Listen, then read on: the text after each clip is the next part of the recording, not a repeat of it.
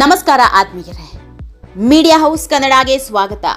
ಕರ್ನಾಟಕ ರಾಜ್ಯ ರಾಜಕೀಯದಲ್ಲಿ ಯಾರೂ ಊಹಿಸದ ಬೆಳವಣಿಗೆ ಆಗ್ತಾ ಇದೆ. ಅದೇನೋ ಗೊತ್ತಿಲ್ಲ, ಕಳೆದ ಬಾರಿ ಬಿಜೆಪಿ ಪಕ್ಷ ಅಧಿಕಾರದಲ್ಲಿದ್ದ ದಿನದಿಂದಲೂ ಇಂತಹದ್ದೇ ಬೆಳವಣಿಗೆ ನಡೀತಾ ಇದೆ. ಹಿಸ್ಟರಿ ರಿಪೀಟ್ ಅಂತಾರಲ್ಲ, ಸೇಮ್ ಟು ಸೇಮ್ ಅಂತಹದ್ದೇ ಕತೆ. ಯಾಕಂದ್ರೆ 2023ರ ಚುನಾವಣೆಗೂ ಮುನ್ನ ಅಧಿಕಾರದಲ್ಲಿ ಇದ್ದದ್ದು ಬಿಜೆಪಿ. ಆಗ ಮೊದಲಿಗೆ ಸಿಎಂ ಆಗಿದ್ದವರು ಯಡಿಯೂರಪ್ಪ. ಆದರೆ ಬಿಎಸ್ವೈಗೆ ಪೂರ್ಣಾವಧಿಯ ಅಧಿಕಾರ ನಡೆಸೋದಕ್ಕೆ ಬಿಡಲಿಲ್ಲ.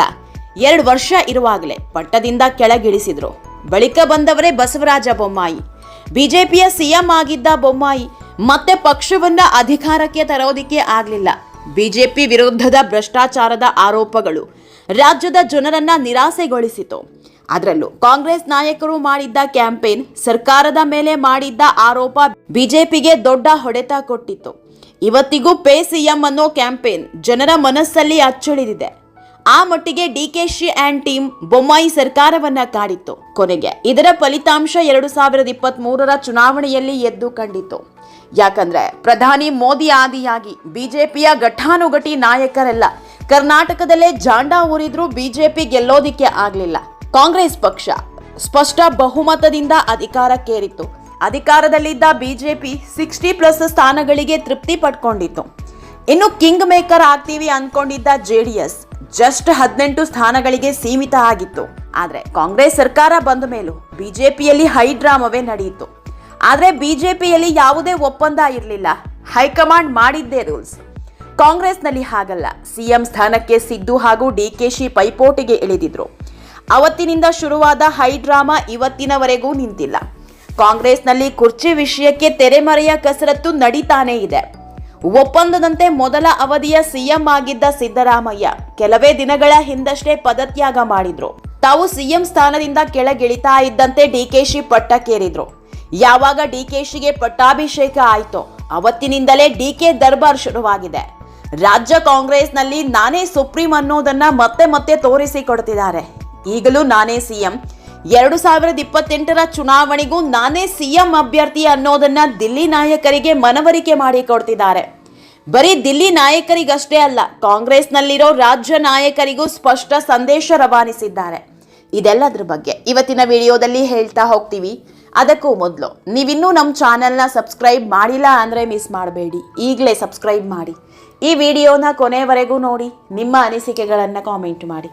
ಆತ್ಮೀಯರೇ, ಡಿಕೆಶಿ ಸಿಎಂ ಆಗಬಾರದು ಅಂತ ಪಕ್ಷದೊಳಗೆ ತುಂಬಾ ಜನ ಪಟ್ಟು ಹಿಡಿದಿದ್ರು. ಡಿಕೆಶಿ ಡಿಸಿಎಂ ಆಗಿದ್ದ ಸಮಯದಲ್ಲೇ ಅವರಲ್ಲಿದ್ದ ಅಧ್ಯಕ್ಷ ಸ್ಥಾನಕ್ಕೆ ತುಂಬಾ ಜನ ಪೈಪೋಟಿ ಮಾಡಿದ್ರು. ಅದರಲ್ಲೂ ಸಿದ್ದು ಬಣದಲ್ಲಿದ್ದ ಸತೀಶ್ ಜಾರಕಿಹೊಳಿ, ಈಶ್ವರ್ ಖಂಡ್ರೆ, ಜಮೀರ್ ಪರಮೇಶ್ವರ್ ಇವರೆಲ್ಲರೂ ಕೂಡ ಕೆಪಿಸಿಸಿ ಅಧ್ಯಕ್ಷ ಸ್ಥಾನದಿಂದ ಹಿಡಿದು ಸಿಎಂ ರೇಸ್ಗೂ ಬಂದು ನಿಂತಿದ್ರು. ಆದ್ರೆ ಕೊನೆಗೆ ಕೈ ಹಿಡಿದಿದ್ದು ಡಿಕೆಶಿಯನ್ನ. ಆದ್ರೆ ಇವತ್ತಿಗೂ ಈ ನಾಯಕರು ಹೇಳೋದೊಂದೇ, ನಿಮಗೆ ಅವಕಾಶ ಸಿಗ್ಲಿಲ್ವಾ ಅನ್ನೋ ಪ್ರಶ್ನೆ ಎದ್ದಾಗಲೆಲ್ಲ 2028ರ ಚುನಾವಣೆ ಇದೆಯಲ್ಲ ಅಂತಿದ್ದಾರೆ. ಹೀಗಾಗಿ 2028ರ ಚುನಾವಣೆಯಲ್ಲಿ ಕಾಂಗ್ರೆಸ್ ಅನ್ನ ತುಂಬಾ ನಾಯಕರು ತಾವು ಸಿಎಂ ಸ್ಥಾನದ ಆಕಾಂಕ್ಷಿ ಅಂತ ಹೇಳ್ಕೊಳ್ಳೋದು ಖಾಯಂ. ಸಿಎಂ ಸ್ಥಾನಕ್ಕೆ ಪಟ್ಟು ಹಿಡಿಯೋದು ಖಾಯಂ. ಒಂದು ವೇಳೆ ಕಾಂಗ್ರೆಸ್ ಅಧಿಕಾರಕ್ಕೆ ಬಂದ್ರೆ ಸಿದ್ದರಾಮಯ್ಯ ಡಿಕೆಶಿ ಮಧ್ಯೆ ಆದಂತಹ ಒಪ್ಪಂದವನ್ನಾದ್ರೂ ಮಾಡಿ ಅನ್ನೋದು ಸಹ ಖಾಯಂ. ಹೀಗಾಗಿಯೇ ಡಿಕೆಶಿ ದೊಡ್ಡ ಅಸ್ತ್ರ ಹೂಡಿದ್ದಾರೆ. ದಿಲ್ಲಿ ನಾಯಕರ ಮುಂದೆ ತಾರೆಂಥ ಚಾಣಾಕ್ಯ ಅನ್ನೋದನ್ನ ತೋರಿಸಿಕೊಟ್ಟಿದ್ದಾರೆ. ಇಷ್ಟು ವರ್ಷ ಬಿಜೆಪಿ ನಾಯಕರು ಉರುಳಿಸ್ತಾ ಇದ್ದ ದಾಳವನ್ನ ಡಿಕೆಶಿ ರಾಜ್ಯದಲ್ಲಿ ಹೂಡಿದ್ದಾರೆ. ಪರಿಷತ್ ಚುನಾವಣೆಯನ್ನ ರಾಜ್ಯದ ಜನ ಅದ್ಹೇಗ್ ಸ್ವೀಕರಿಸಿದ್ದಾರೋ ಗೊತ್ತಿಲ್ಲ. ಇದೇನ್ ಚುನಾವಣೆ ಬಿಡು ಅನ್ಕೊಂಡವರು ಇರಬಹುದು. ಆದ್ರಿದು ರಾಜ್ಯ ರಾಜಕಾರಣದ ಪಾಲಿಗೆ ದೊಡ್ಡ ದಿಕ್ಸೂಚಿ. ಯಾಕಂದ್ರೆ ಡಿಕೆಶಿ ಸಿಎಂ ಆದ ಒಂದೇ ವಾರದಲ್ಲಿ ತಾವು ಅಂದ್ಕೊಂಡಂತೆ ಗೆದ್ದು ಬೀಗಿದ್ದಾರೆ. ಅದರಲ್ಲೂ ಬಿಜೆಪಿ ಹಾಗೂ ಜೆಡಿಎಸ್ ಶಾಸಕರನ್ನ ಸೆಳೆದು ತಮ್ಮ ಪಕ್ಷಕ್ಕೆ ಮತ ಹಾಕಿಸಿಕೊಂಡಿದ್ದಾರೆ. ಬಿಜೆಪಿ ಅಂದ್ರೆ ಶಿಸ್ತಿನ ಪಕ್ಷ ಅಂತಾರೆ. ಅಂತಹದ್ರಲ್ಲಿ ಬಿಜೆಪಿಯಲ್ಲಿರೋ ಶಾಸಕರನ್ನೇ ತಮ್ಮ ವಿಶ್ವಾಸಕ್ಕೆ ತೆಗೆದುಕೊಂಡಿದ್ದಾರೆ ಅಂದ್ರೆ ತಮಾಷೆ ಮಾತಾ ಹೇಳಿ. ಇದು ದಿಲ್ಲಿ ನಾಯಕರ ಪಾಲಿಗೆ ಡಿಕೆಶಿಯನ್ನ ನೀಲಿ ಕಣ್ಣಿನ ಹುಡುಗನನ್ನಾಗಿ ಮಾಡಿದೆ. ಡಿಕೆಶಿ ಮುಂದಾಳತ್ವದಲ್ಲೇ 2028ರ ಚುನಾವಣೆ ನಡೆಸಬೇಕು ಅನ್ನೋದನ್ನ ಈಗಲೇ ಫಿಕ್ಸ್ ಮಾಡಿದ್ದಾರೆ. ಈ ಮೂಲಕ ರಾಜ್ಯ ಕಾಂಗ್ರೆಸ್ನಲ್ಲಿ ನಾನೇ ಅಧಿಪತಿ ಅನ್ನೋದನ್ನ ತೋರಿಸಿಕೊಟ್ಟಿದ್ದಾರೆ. ಆತ್ಮೀಯರೇ, ಒಂದ್ ಕಡೆ ಕಾಂಗ್ರೆಸ್ನ ಕಿಂಗ್ ಆದ್ರೆ ಇನ್ನೊಂದ್ ಕಡೆ ಮೈತ್ರಿ ಪಕ್ಷಗಳಲ್ಲೇ ಬೆಂಕಿ ಬೀಳುವಂತೆ ಮಾಡಿದ್ದಾರೆ. ರಾಜ್ಯದಲ್ಲಿ ಬಿಜೆಪಿ ಹಾಗೂ ಜೆಡಿಎಸ್ನ ಮೈತ್ರಿ ಆಟ ನಡೀತಾ ಇದೆ. ರಾಜ್ಯ ನಾಯಕರ ಮಟ್ಟಿಗೆ ಅದೆಷ್ಟು ಮೈತ್ರಿ ಇದೆಯೋ ಗೊತ್ತಿಲ್ಲ, ಆದ್ರೆ ದಿಲ್ಲಿ ನಾಯಕರ ಮಟ್ಟದಲ್ಲಿ ಒಳ್ಳೆ ದೋಸ್ತಿ ಇದೆ. ಹೀಗಾಗಿ ಮುಂದಿನ ಚುನಾವಣೆಯಲ್ಲಿ ಕಾಂಗ್ರೆಸ್ ಅನ್ನ ಕಟ್ಟಿ ಹಾಕಬೇಕು ಅನ್ನೋ ಪ್ಲಾನ್ ಮಾಡ್ತಿದ್ದಾರೆ.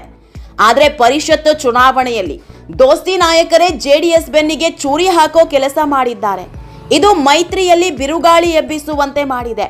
ಇದಕ್ಕೆ ಕಾರಣ ಆಗಿದ್ದು ಮತ್ತದೇ ಡಿಕೆಶಿಯ ಸ್ಟ್ರಾಟಜಿ. ಹೀಗೆ ಒಂದೇ ಕಲ್ಲಲ್ಲಿ ಎರಡು ಹಕ್ಕಿ ಹೊಡೆದಿರೋ ಡಿಕೆಶಿ 2028ಕ್ಕೂ ನಾನೇ ಸಿಎಂ ಅನ್ನೋ ಸಂದೇಶ ರವಾನಿಸ್ತಿದ್ದಾರೆ. ಡಿಕೆಶಿ ಪಾಲಿಗಿರೋದು ಇನ್ನೆರಡೇ ವರ್ಷ. ಈ 2 ವರ್ಷದಲ್ಲಿ ಅದ್ಹೇಗೆ ಜನರ ಮನಸ್ಸು ಗೆಲ್ತಾರೆ ಅನ್ನೋದರ ಮೇಲೆ ಎಲ್ಲವೂ ನಿಂತಿದೆ. ಆತ್ಮೀಯರೇ, ಈ ವಿಡಿಯೋ ನಿಮಗೆ ಇಷ್ಟವಾದಲ್ಲಿ ಲೈಕ್ ಮಾಡಿ, ಶೇರ್ ಮಾಡಿ, ಕಾಮೆಂಟ್ ಮಾಡಿ. ಇನ್ನೂ ನಮ್ಮ ಚಾನೆಲ್ನ ಸಬ್ಸ್ಕ್ರೈಬ್ ಮಾಡಿಲ್ಲ ಅಂದರೆ ಮಿಸ್ ಮಾಡಬೇಡಿ, ಈಗಲೇ ಸಬ್ಸ್ಕ್ರೈಬ್ ಮಾಡಿ.